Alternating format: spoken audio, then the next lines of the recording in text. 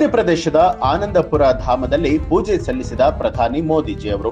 April 11ನೇ ತಾರೀಕು ಮಧ್ಯಪ್ರದೇಶದ ಆನಂದಪುರದ ಧಾಮದಲ್ಲಿ ಪ್ರಧಾನಿ ನರೇಂದ್ರ ಮೋದಿ ಪೂಜೆಯನ್ನ ಸಲ್ಲಿಸಿದ್ದಾರೆ.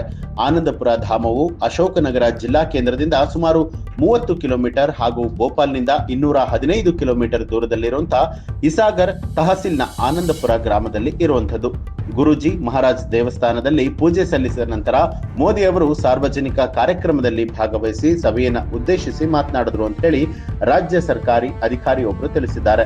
ಶ್ರೀ ಆನಂದಪುರ ಟ್ರಸ್ಟ್ ಆಧ್ಯಾತ್ಮಿಕ ಹಾಗೂ ಲೋಕೋಪಕಾರಿ ಉದ್ದೇಶಗಳಿಗಾಗಿ ಸ್ಥಾಪಿಸಿದ ಆನಂದಪುರ ಧಾಮವು 315 ಹೆಕ್ಟೇರ್ ಪ್ರದೇಶಗಳನ್ನ ಹೊಂದಿರುವಂತದ್ದು.